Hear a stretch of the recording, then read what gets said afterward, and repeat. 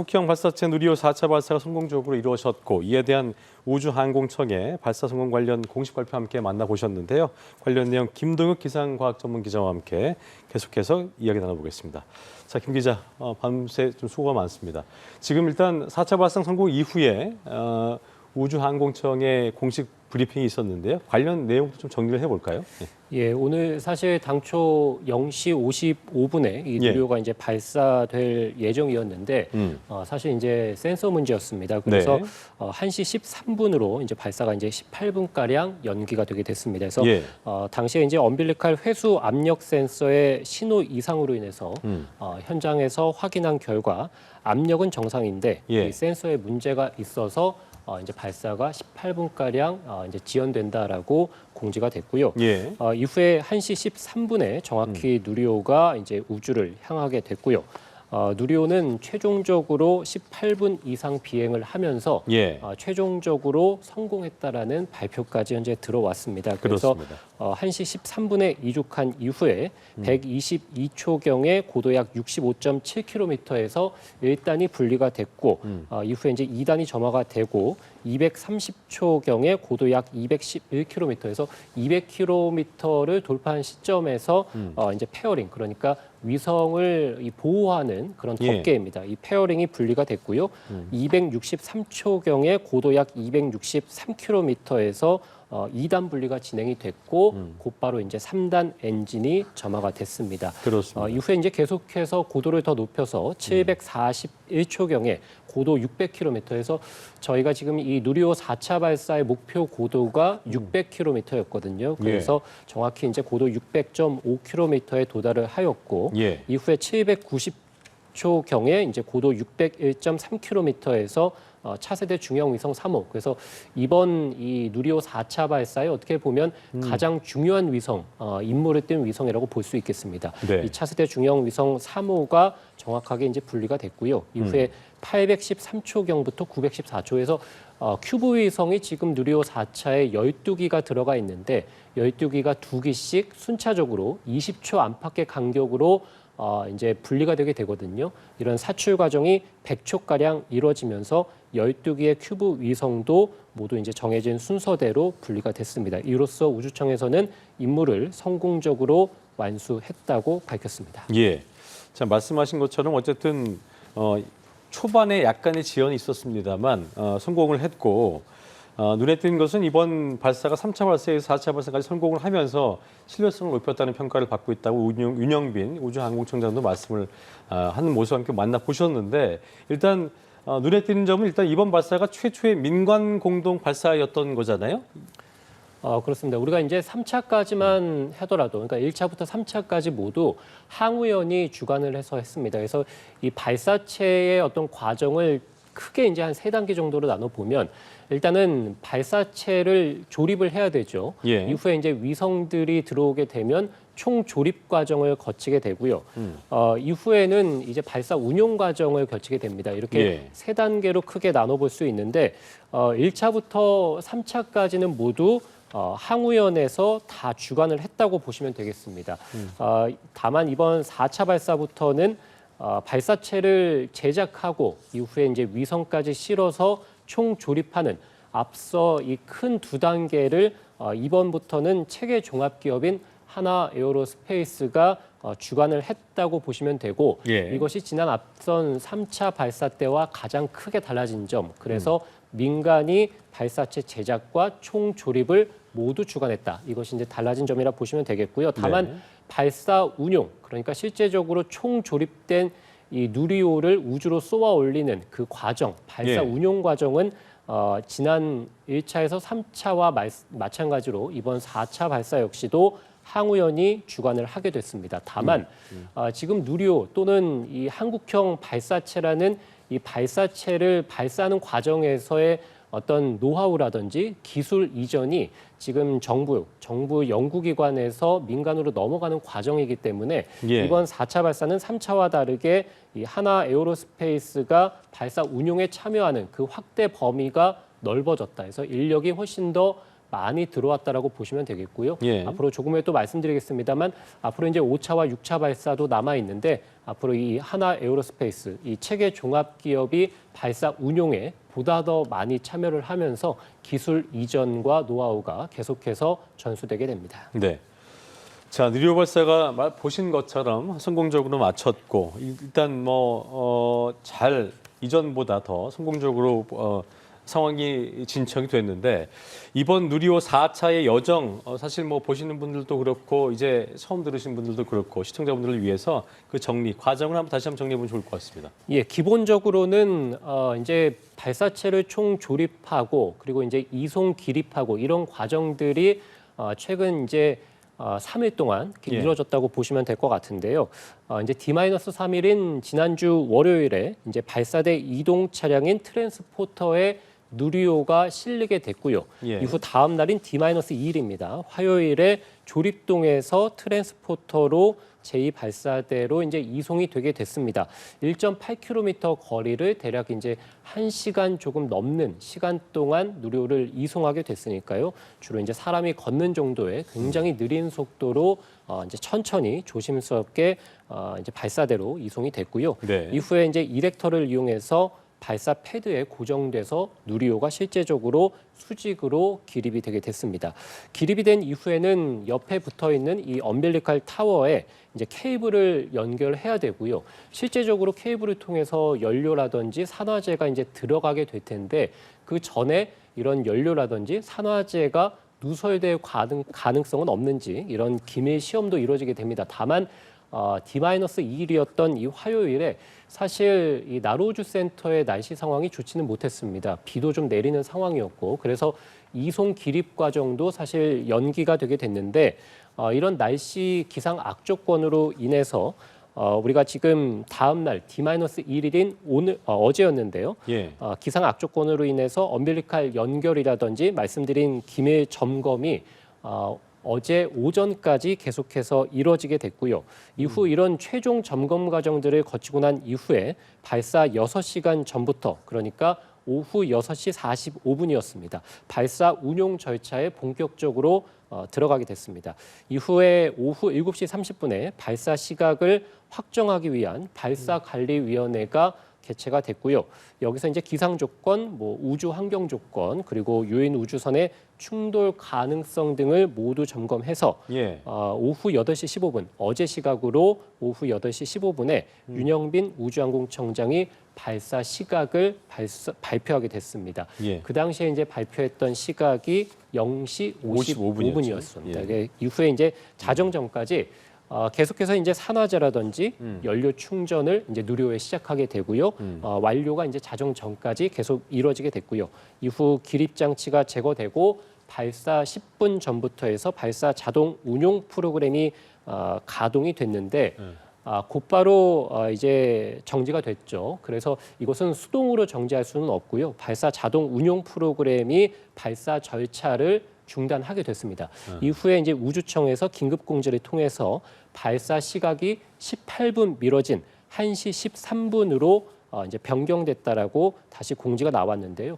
우리가 이제 누리호의 발사 시간이 00시 54분부터 해서 01시 14분까지로 정해져 있었기 때문에 이 사이에 이제 누리호를 발사하면 됐습니다. 그래서 발사 시각이 18분 연기가 되긴 했습니다만 이 운용 시간 안에 들어와 있기 때문에 00시 13분에 1시 13분이죠. 1시 13분에 정확히 누리호가 발사되게 됐고 말씀드린 대로 성공적으로 이제 목표 고도에 올라가서 위성 13기를 순차적으로 사출하고 우주청의 최근 이제 최종 발표, 성공 발표까지 이루어지게 됐습니다. 이게 사실 지금 김도윤 기자가 그 부분 얘기해 줬는데 시청자 입장에서는 그 발사 운영 가능 시간 그 시간이 14분까지였는데 13분에 발표된 거죠. 그 발사가 된 거잖아요.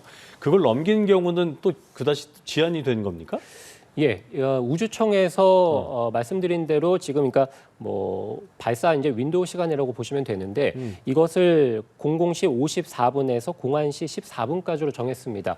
이렇게 시간을 정한 이유 자체가 그러니까 어떻게 보면 이 발사체 자체가 이 시간 새벽 시간을 통해 가는 것 자체가 어떤 이제 싣고 가는 위성의 주 임무 때문에 이 시간대를 선택했기 때문에 그렇군요. 이 시간 안에 무조건 발사를 해야 되고요. 이 시간이 넘어가게 되면 이제 바로 이제 다음 날로 다시 이제 다른 변수가 또 생길 수 있기 때문에. 맞습니다. 그렇죠? 그래서 이제 넘어가게 되게 되는데 예. 어쨌든 말씀드린 대로 이 운용 시간 범위 안에 들어왔기 때문에 이 시간에 발사를 하게 됐습니다. 다만 우리가 이제 초창기에 이제 발사 시각을 이제 예정해 볼 때, 예상해 볼 때 주로 이제 1시 전에 발사할 가능성에 대해서 이제 우리가 이제 예상을 하게 됐었는데요. 바로 1시 이후에 발사하게 되면 바로 이제 누리호가 우주로 올라가는 그 경로상에 유인 우주선과 200km 안에 들어올 가능성이 혹시 있기 때문에 네. 그래서 이제 1시 전에 발사하게 될 가능성이 있다. 그래서 사실은 어제 오후에 우주청에서 발표할 때도 예. 그렇기 때문에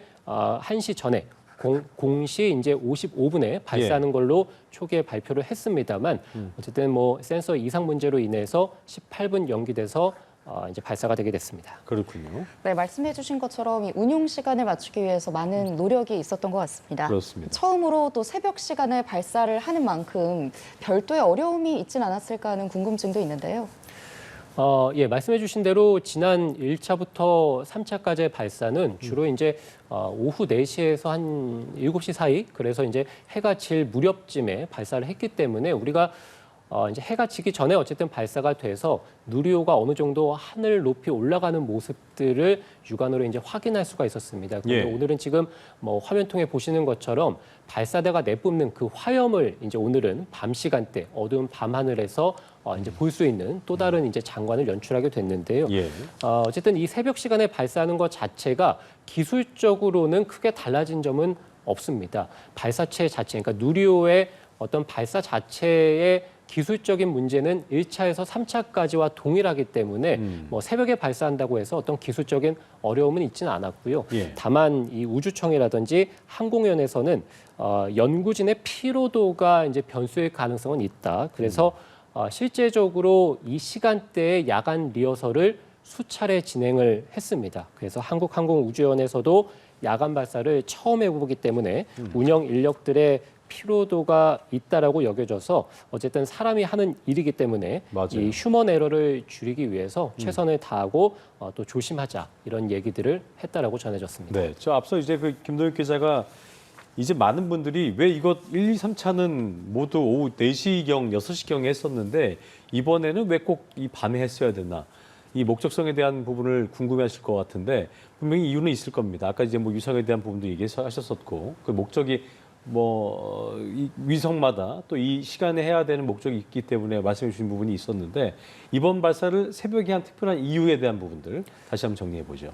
예, 뭐 발사체라는 것은 결국에는 이제 어떤 물건을 싣고 이것을 이제 지상에서 우주까지 목표하는 고도까지 올라가서 네. 우주의 정확한 궤도에 올려놓는 것이 최종 목적입니다. 이번 누리호 4차의 가장 중요한 손님 이제 위성인데요. 이 위성 자체가 차세대 위성이성 3호라고 보시면 되는데요. 이 위성이 이제 과학 임무를 좀 띠고 있습니다. 그 중에서도 지구의 오로라라든지 대기광을 관측하는 임무를 띠게 됩니다. 대기광은 이제 지구에 들어오는 어떤 태양이라든지 이런 에너지의 양을 측정한다라고 관측한다라고 보시면 되겠는데 어쨌든 지구의 오로라라든지 대기광은 관측을 하려면 가능한 한 태양빛을 피하는 그 시간대에 관측하는 것이 가장 좋습니다. 특히 이제 지구 오로라 생각해 보면 극지방에서 어두울 때 오로라가 잘 보이겠죠. 그렇기 때문에 이 위성 자체가 극지방의 어두운 시간대를 지나가야 되고요. 이것은 이제 이 적도의 상공에서 놓고 봤을 때 적도 상공에서의 시간은 대략 한 12시 30분에서 50분 사이에 적도 네. 상공을 지나가야 되고요. 그렇게 되면 이 위성이 극지방에는 이제 새벽 시간대에 들어가게 됩니다. 이런 모든 이 가능성을 역추적해서 과연 이제 고흥에서 어느 시간대에 발사해야 된다를 본다면 그 시간이 바로 이제 새벽 1시 전후에 고흥 나로우주센터에서 발사를 해야 이 위성이 정확한 고도 600km에 올라가서 궤도를 이제 돌기 시작하고 바로 이제 적도 상공을 남쪽에서 북쪽으로 올라가는 그 시간대가 12시 30분에서 50분 사이가 되고 이것이 적도를 상공을 지나서 극지방까지 올라갔을 때 새벽 시간대가 비로소 맞춰지게 됩니다. 그래서 이제 종합적으로 말씀을 드리면 결국에는 이번 새벽 발사는 누리호가 싣고 가는 중형위성 3차가 지구의 오로라를 가장 좋은 시간대에 관측하기 위한 시간을 역계산했다라고 보시면 되겠습니다. 그렇군요. 네, 앞서 우주청이 이 누리호 4차 발사가 성공을 했다 이렇게 공식적으로 발표를 했습니다. 발사가 성공했다라고 말할 수 있는 그런 기준에 대해서도 궁금한데요. 가장 중요한 기준은 이제 이 우주청에서 공식적으로 성공이라고 발표하는 것은 목표 고도에 정확히 올라가서 가장 중요한 임무, 조금 전에 말씀드렸던 차세대 중형위성 3차를 정확한 궤도에 올려놓으면 성공으로 발표를 합니다. 그래서 그렇군요. 조금 전에 우주청에서 우주항공청장이 발표한 것도 바로 이제 목표 궤도에 정확히 위성을 올렸다. 그래서 이번 누리호 4차 발사는 성공이다라고 발표를 하게 됐는데요. 예. 다시 한번 말씀드리면 이번 누리호 4차의 목표 고도는 600km였고요. 오차 범위는 대략 한 6% 정도였습니다. 그러니까 600km의 6%니까 대략 한 오차 범위가 35km 이내입니다. 그래서 600km 또 오차 범위 35km 이내에 일단 누리호가 올라가서 차세대 중형위성 3차를 성공적으로 사출을 하면 그리고 그 경사 각도는 97.7도에서 97.9도 이내입니다. 이 궤도에 성공적으로 위성이 안착을 하게 되면 이번 누리호는 성공이다라고 볼 수 있겠고요. 실질적으로 말씀드린 대로 우주청에서 이렇게 목표 고도에 올라가서 위성을 성공적으로 안착했기 때문에 이번 예. 누리호 4차는 성공이다라고 발표를 했고요. 이후에 부탑재 위성인 나머지 12기도 이제 성공적으로 사출이 됐습니다. 2기씩 동시에 100초 동안에 사출이 되게 됐는데 지난 3차 때는 사실 이 큐브 위성, 그러니까 작은 위성인데요. 부탑재 위성 1기가 제대로 사출되지 않았는데 그랬었죠. 이번에 누리호 4차 발사를 통해서 12개, 그러니까 보다 더 많은 거의 이 2배인 거 아니에요? 그죠? 맞습니다. 그래서 큐브 위성들이 7개에서 12개까지 늘어나게 맞아요. 됐는데 어쨌든 성공적으로 사출이 됐기 때문에 부임무, 그러니까 말씀드린 대로 최종 성공의 여부는 주탑재 위성인 중형 위성 3차입니다만, 3호 위성입니다만 부탑재 위성이었던 큐브 위성 12기도 어쨌든 모두 성공하면서 지난 3차보다 이제 더 성공적으로 치러졌다라고 볼 수 있겠습니다. 지금 김 기자가 짚어줬던 그 부분을 여쭤보려고 했었는데 이번 발사가 지난 3차 발사 이후에 약 2년 6개월 만에 이루어졌고 그냥 보실 때는 누리호의 어떤 겉모습은 그대로인 것 같지만 비행 난도도 그렇고요. 수송 능력의 차이가 크다는 것을 저희가 알 수 있었습니다. 방금 얘기해줬던 그 차세대 중형위성 3호 그리고 또 큐브 위성도 지난번에 7개 중에 한 개는 또 사출이 안 되면서 6개가 됐었고 근데 이번엔 그 2배 정도의 어떤 그 위성이 실려서 사출된 거죠? 그렇습니다. 그래서 말씀해 주신 대로 이제 위성의 개수가 크게 좀 늘어나게 된 부분이 있고요. 그래서 큐브 위성이 7기에서 12개, 그러니까 총 5기가 늘어나게 됐고 주탑재 위성, 그러니까 가장 메인 위성 자체도 네. 지난 3차 때는 차세대 소형 위성 2차였습니다. 이번이 중형 위성이라고 말씀을 드렸죠. 그래서 이름에서 알 수 있듯이 지난 3차 때는 무게가 작은 소형 위성이 네네. 주탑재 위성으로 올라갔는데요. 당시 위성의 무게가 180kg이었습니다.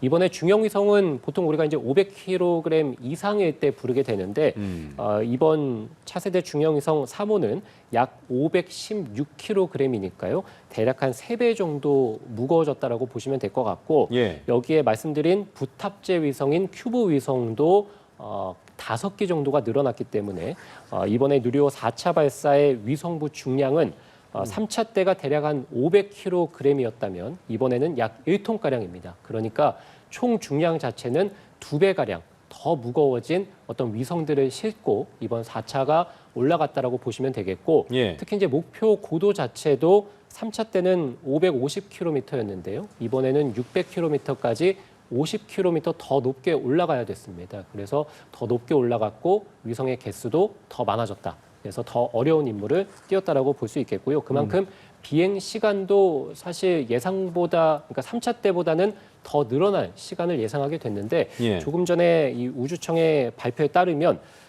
총 비행 시간이 이번 누리호 4차가 18분 25초였거든요. 우리가 당초 예상은 21분 24초였습니다. 그래서 대략 한 3분 정도 이제 누리호가 빨리 목표 고도로 올라가게 됐거든요. 이것에 대해서 이제 1단에서의 3단 이 추진력, 그러니까 1단부터 2단 그리고 3단의 엔진 성능이 추정했던 값보다 더 좋았기 때문에 추진력이 더 좋았다는 거는 그만큼 빨리 이제 목표 고도까지 올라갔다는 거겠죠. 그래서 3분 정도 앞당겨져서 목표 고도까지 올라갔기 때문에 예상했던 것보다 어떤 누리호의 1단부터 3단까지 이 세 개의 단, 엔진 역시 성능 역시도 예상보다는 좋았다라고 보시면 되겠습니다. 그렇군요. 네, 말씀해 주신 대로 이번 4차 발사로 총 13개의 위성을 궤도에 성공적으로 안착을 시켰습니다. 향후 이 위성들이 우주 공간에서 어떤 임무를 좀 수행하게 될까요? 말씀해드린 이 주탑재 위성, 그러니까 가장 중요한 위성은 과학 임무를 띄웠다고 말씀을 드렸고 그것 때문에 이번 누리호가 새벽에 발사를 한다라고도 말씀을 드렸습니다. 예. 차세대 중형위성 3호는 줄기세포 기반의 바이오 프린팅, 그리고 말씀드린 지구의 오로라라든지 우주의 자기장 이런 것들을 관측하는 임무를 띄게 되고요. 부탑재 위성이 이제 7개에서 12개로 늘어서 성공적으로 사출이 됐는데 예. 한국전자통신연구원이 개발한 에트리셋은 최초로 사물 인터넷용 위성입니다. 그래서 해수의 온도와 파도, 그러니까 지구의 바다를 관측한다라고 보시면 될 것 같고요. 국산 전자부품과 반도체의 우주환경 검증을 하는 큐브 위성도 있고요. 우주에서 항체 기반 면역 항암제, 단백질 결정화를 또 이제 도전하는 그런 위성들도 있습니다. 그러니까 우주 환경에서 어떤 부품 이런 것들이 잘 작동하는지 이런 의료 실험의 목적인 위성들이 있고요. 또 해양 쓰레기의 흐름을 관측하는 위성도 있고 지구 관측 영상을 획득하는 목적의 큐브 위성도 쏘아 올려졌습니다. 여기에 이제 인하대에서는 세계 최초로 태양 전지를 말아서 탑재한 후에 우주에서 펴는 그런 임무를 띈 위성들도 있습니다. 그렇군요. 자, 어쨌든 4차 발사가 성공을 했고 이번 발사는 지난 3차 발사 이후에 약 2년 6개월 만에 이루어진 것인데 아까 이제 윤영빈 우주항공청장의 말도 그렇고 앞으로 5차 또 6차 계속해서 이제 성공적인 발사를 앞두고 또 예정을 하고 있는 건데 두 차례 더 예정이 돼 있다고 얘기를 했는데 어떻게 좀 예상이 되는 겁니까? 예, 이번 4차 발사 이후에 말씀해 주신 대로 이제 두 차례 더 이제 누리호가 우주로 향하게 됩니다. 앞으로 이제 2026년 날짜는 아직 확정이 안 됐습니다만 네네. 2026년에 내년에 이제 5차 발사를 앞두고 있고요. 이후에 이제 6차 발사도 바로 내후년인 2027년에 역시 이제 발사를 앞두고 있습니다. 여기까지는 이제 확정적인 누리호 발사라고 보시면 되겠고 5차 발사 이제 내년에 발사하는 것은 초소형 위성 2호에서 6호까지 총 5기가 주탑재 위성으로 이제 올라가게 되고요. 부탑재 위성 역시도 이제 큐브 위성 10기 정도가 내년에 이제 같이 올라가게 됩니다. 그래서 예. 총 한 17기 정도의 위성이 내년에 이제 올라가게 되니까요. 지금 4차 발사가 주탑재 위성까지 포함해서 13기가 이제 위성이 올라가서 사출에 성공을 했는데 예. 앞으로 이제 5차 발사 내년에 발사하는 것은 대략 한 15기 정도. 그래서 조금 더 이제 늘어나는 위성을 싣고 우주로 향한다고 보시면 되겠고 예. 내후년에 이제 6차 발사 2027년에 예정되어 있는데요. 역시 초소형 위성 7호에서 11호. 그래서 5차 발사 마찬가지로 초소형 위성 5기를 싣고 올라가게 되고요. 역시 이제 부탑재 위성도 앞으로 이제 선정될 예정에 있습니다. 예. 자, 계속해서 김도윤 기자와 함께 오늘 성공에 대해서 발사 성공에 대해서 짚어보도록 하겠습니다. 자, 저희가 뭐 이 밤 시간 얘기를 합니다만 어쨌든 상당히 고무적이고 우주항공 개발에 있어서 한 발짝 더 진화된 이 결과물을 만들어냈습니다. 자, 오늘 4차 발사에 대해서 지금 뭐 보신 분들도 계실 수 있기 때문에 다시 한번 이 시청자분들에게 오늘 발사가 성공했던 그 간단한 과정일까요? 다시 한번 그 여정을 다시 한번 정리해 볼까요? 네. 예, 오늘 누리호는 1시 13분에 이제 이륙하게 됐습니다. 당초 0시 55분에 발사 예정이었습니다만 18분가량 늦춰져서 1시 13분에 정확하게 이제 이륙하게 됐고요. 이후에 이제 결론적으로는 차세대 중형위성 3호 그리고 12개의 큐브 위성 그래서 예. 모든 위성 13기를 정확하게 사출하면서 성공적으로 이제 이번 누리호 4차 발사가 이루어졌다는 우주청의 발표까지 있었고요. 이 누리호는 1시 13분에 정확히 이륙해서 122초경에 고도약 65.7km에서 1단 분리가 완료가 됐고 이후에 이제 2단 점화까지 이루어지게 됐고요. 230초 후에는 고도 200km를 돌파하면서 위성 보호하는 덮개인 페어링 분리도 성공적으로 마쳤습니다.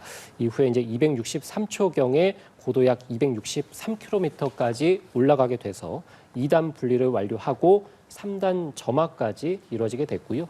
이후에 이제 741초경에 우리가 이제 목표했던 고도인 600.5km에 도달하게 됐습니다.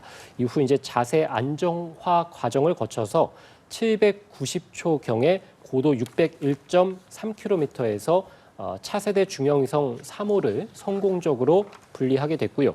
이후 이제 813초경부터 914초까지 그래서 약 한 100초의 시간 동안에 큐브 위성 12기를 2기씩 순차적으로 20초의 간격으로 성공적으로 분리를 하게 됐습니다. 이로써 이제 모든 비행이 대략 한 18분 이상 이루어지게 되면서 누리호 4차 발사 성공 기준인 600km 고도까지 올라가게 됐고 차세대 중형위성 3호까지 정확하게 목표한 궤도 사출을 하면서 이번 누리호 4차 발사가 성공했다라는 우주청의 발표까지 있었습니다. 네, 누리호 4차 발사 관련해서 김동혁 기상과학 전문기자와 길게 이어 나눠봤습니다. 오늘 말씀 고맙습니다.